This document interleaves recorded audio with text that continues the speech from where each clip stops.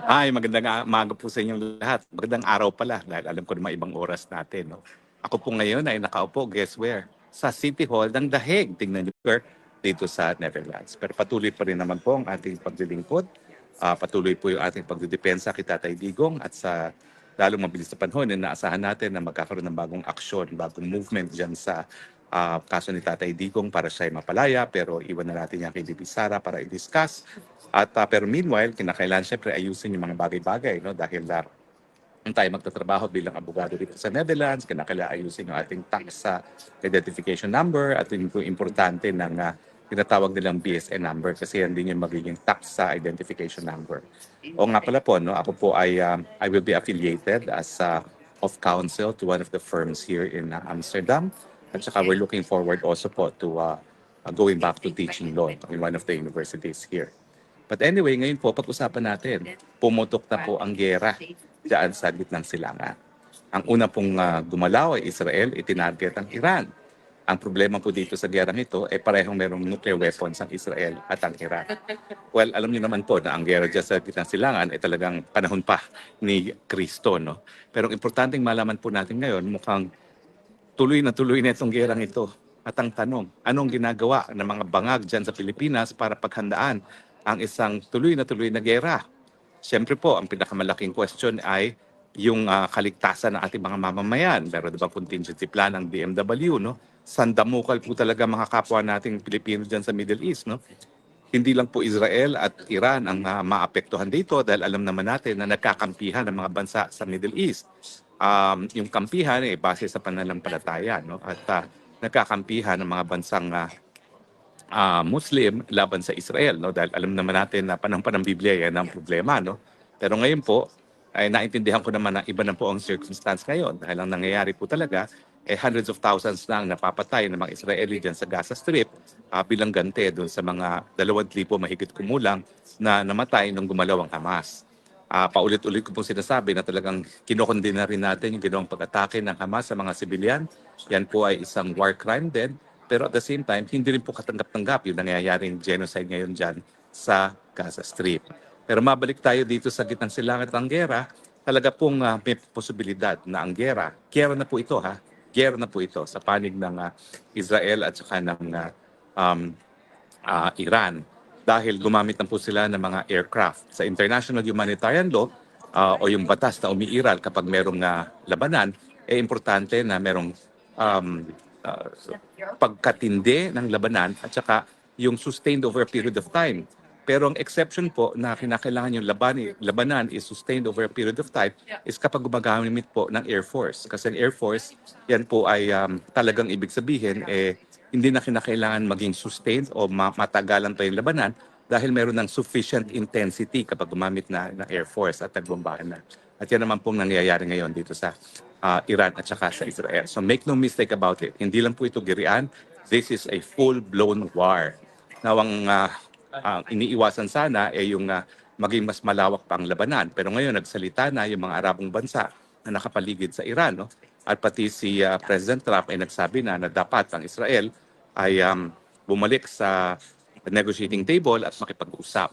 Pero itong pagkakataon pong ito, ang nauna na gumamit ang dahas ay Israel. No? Tinarget ang Iran at ang kanilang sinasabi that's preventive self-defense. No? Pero sa larangan po na international law, wala pong preventive self-defense. Dapat mura merong paggamit ng dahas o paglusob sa teritoryo bago ka po pwedeng gumamit ng self-defense. Now, wala tayong magagawa para pigilin yung gera sa gitnang silangan. At bukod pa dun sa kaligtasan ng ating mga mamamayan na nagtatrabaho lang naman sa Middle East na kinakailangan paghandaan para iuwi, naku, mas malaking problema po. Kapag talaga nagkaroon ng malawakang gera dyan sa gitnang silangan, alam nyo naman po, 90% ng ating ginagamit na petrolyo ay galing sa Middle East. Ito na naman po yung sinasabi ko, paulit-ulit na ako na parang silang plaka. Kinakailangan talaga mag-angkat tayo sa mga iba't iba pang mga lugar bukod sa gitnang silangan. Dahil pag nagkaroon ng ganitong aberya na gera, saan na tayo kukuha ng ating langis?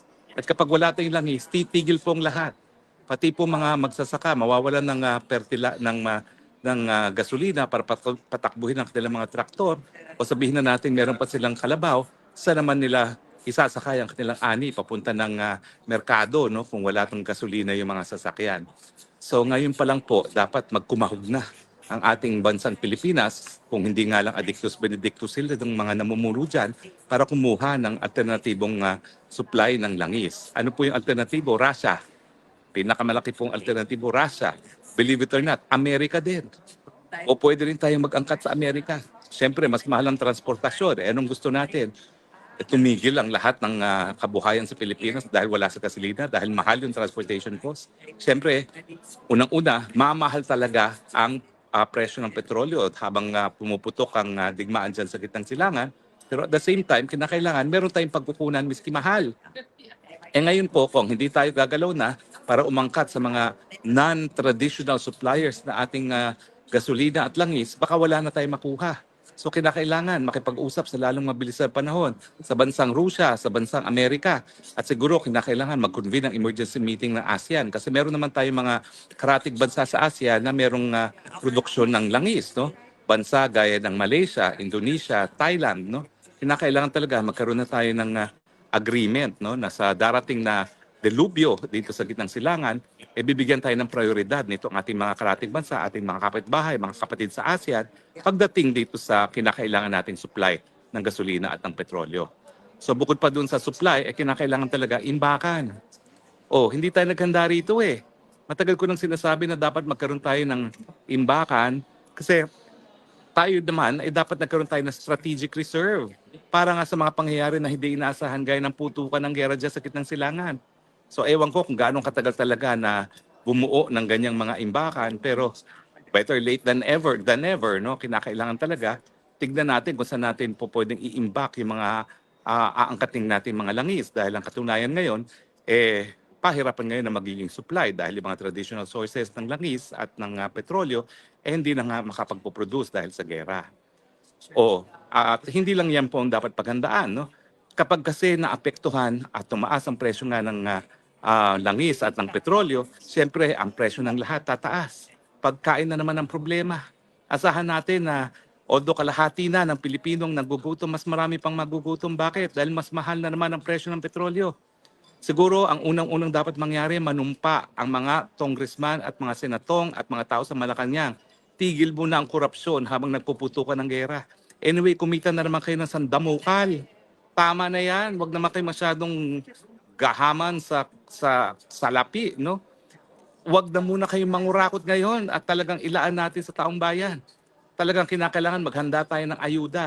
Dahil pag tumaas ang presyo ng langis, tataas ang presyo ng lahat, maraming negosyo na temporarily na magsasarado, maraming mawawalan ng trabaho, tataas ang presyo ng bilihin, kinakailangan meron tayong salapi pangbigay bilang ayuda. Siguro of the same scale and scope as ayuda ng COVID. Kasi talagang kapag nagtuluyan ng putukan na talagang kumalat ang gulo dyan, naku po, mas matindi pa sa COVID ang magiging epekto niya, no? Talagang napakahirap sa ating mga negosyante, sa ating hanap buhay, yung mangyayari. Pero ang tanong, meron bang planong binubuo ang Marcos Jr. administration? Abay, baka busy pa rin party ng party at busy pa rin ang singhot ng singhot dyan. Itigil na muna yan. Sos Mariosep. Or kung talagang hindi mapitigil, talagang pumasok na sa rehab at ibigay na ang pamumuno kay BP Sara. At least panandalian habang tayo ay harap sa napakatinding pagsubok itong full-blown gera nga sa gitnang silangan. Hindi po biro-biro ito. In fact, kung ako si BP Sara, nako, it is a nightmare to take over government now na mayroong full-blown war. Ano naman ang magagawa mo? Parang napaka-limited ng options mo. Siguro magagawa ng gobyerno na lang talaga is bukod doon sa maghanap ng alternatibong sources at talagang tutok ang salapi para sa mga ayuda dahil inaasahan natin na talagang tataas ang presyo ng lahat, magbigay ng pag-asa na kung tayo ay nagsasama-sama bilang isang bansa, pwede natin maibsan itong kahirapan na parating at pwede tayong manaig dito sa panibagong pagsubok na naman na haharapin natin itong gera ng gitnang silangan. Pero yun nga po, no? Much as Inday Sara would consider it as a nightmare to take over government now, siguro naman papayag siya. Mas mabuti naman po na pumayag na si Marcos Jr. temporarily. Pwede naman po hindi siya mag-resign kung ayaw niya mag-resign. Pumasok muna siya sa rehab. Kasi ayaw naman niya magpa-hair follicle test, pero at the same time, nandyan ang ebidensya. So ina-assume ko na baka nga gumagamit siya. Kung talagang gumagamit siya, ay nako, maintindihan po ng taong bayan kung siya magpaparehab. At habang siya nagpaparehab, ibigay muna niya yung pamumuno kay Inday Sara. And much as Inday Sara would hate it, kasi ano naman ang gagawin mo kung ganito ka talagang kagulo at wala talagang pagkahandang ginawa ang gobyerno, no? Eh kahit papano at least manawagan siya na magbayanihan tayo. At tayo naman lahat ay mananaig, no, dito sa panibago na naman pagsubok na ating haharapin. Pero kung business as usual, nako, Pilipinas, fasten your seatbelt. Talaga pong this is a sinking ship. Kung talagang matuloy ang full-out war sa buong gitnang silangan, kung saan tayo po ay nakasalalay para sa 90% ng ating requirements para sa ating enerhiya. Fasten your seatbelt. Dahil unang-una, wala po talagang namumuno ngayon sa ating bayan. For whatever reason it is. Ang duda ng marami kasi bangag ang presidente. Sinasabi ko nga, I'm giving him the benefit of the doubt, kaya nga dapat magpa-hair follicle test na ayaw. So sa tingin ko, baka may katotohanan.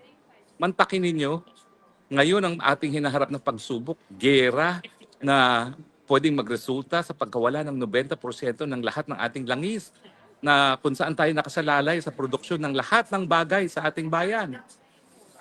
Hay nako, pero yun nga po, no? Talaga naman pong lahat tayong mga sumuporta dito sa unity team na nabudol, nagsisi na. Pero ang panawagan natin, matapos tayo magsisi, yun na nga po, pakiusap na lang. Nako Marcos Jr., kung meron ka pang kaunting pagmamahal na natitira para sa ating bayan, ibigay mo na panandalian. Sige na, mag-leave of absence ka na. Ibigay mo na kay Inday Sara muna habang nagpuputukan dito sa gitnang silangan. Nang sa ganun, someone is in charge. Kasi Mr. President, alam naman namin ang sasabihin mo. Eh kung ordinaryong bagyo lang, ang dami-daming bagyong dumadaan sa Pilipinas, ang iyong nasasabi is, what do we do now? Eh lalo na ngayon dito sa dilubyong parating sa atin na talagang all-out war sa gitnang silangan. Talagang hindi lang what do we do now. Baka mamaya ikaw ay mag-give up na at sabing it's hopeless. Well, pwede ka naman mag-give up. We give you the benefit na karapatan mo naman magbitiw na tuluyan. Hindi naman ikaw sisisihin kung ikaw ay magbibitiw na dahil talagang hindi mo kakayanin itong paghamon nito. Pero whatever it is, whether be it permanent pagbibitiw o temporary, ibigay mo na kay Inday Sara. Hindi mo kakayanin itong pagsubok na ito. Hindi ko sinasabi na lahat ay mabibigyan ng solusyon ni Inday Sara, pero at least magbigay naman ng pag-asa sa ating sambayanan na tayo ay makakaahon dito sa pinakabagong pagsubok na sa pamamagitan ng isang delubyo na talaga namang dumating na naman sa ating bayan. Hindi lang naman sa atin, kundi sa buong mundo. Pwede ba yun? Isipin mo na lang, yung pagmamahal mo sa iyong ama, pagmamahal mo sa iyong ina, pagmamahal mo sa iyong bayan, ang kinakailangan kung talagang ikay nagmamahal, ibigay mo na muna kay Inday Sara ang pamumuno nang sa ganun, mabigyan man lang ng pag-asa yung ating taong bayan. Dahil kapag ikay mamuno, mahirap na nga ang solusyon. Wala pang pag-asa dahil alam namin talagang ang sasabihin mo lang, what do we do now? Eh, tried and tested na yan. Ikaw si Mr. What do we do now eh? Mawa ka naman. Sige na, at least pag-asa, wag mong ipagkait sa taong bayan. Well anyway, kayo ba ho ay agree or disagree sa akin? Kinakailangan na ba talagang ibigay muna ang pagpapatakbo ng ating sambayanan kay BP Sara? Dahil itong banta ng gera sa Middle East po talaga, naku, baka mamaya this is an existential question, baka mawala ng Pilipinas. Pag tayo ay hindi nagkaroon ng isang liderato na makapagbibigay man lang ng pag-asa. So, alam ko po na problema pa rin kung saan tayo angkat ng langis kahit sino namumuno. Alam ko po na problema pa rin yung pagtaas ng presyo ng bilihin dahil nga magiging scarce ang langis. Pero at least, huwag natin ipagkait yung pag-asa at saka yung panawagan na pwede tayo magsama-sama, maging isa at tayo po ay manaig dito sa pagsubok. Yun sa tingin ko ang mabibigay ni Inday Sara ngayon na hindi maibibigay ni Marcos Jr. Di ba po? At yun naman sana ay maibigay natin sa ating taong bayan. Marcos Jr., dahil nga dun sa 31 million na bumoto sa iyo, the very least that you can give your people ay yung pag-asa na po pwedeng maibigay ni Inday Sara. Dahil sa iyo po talaga, sensya na po kayo, wala na talagang pag-asang ina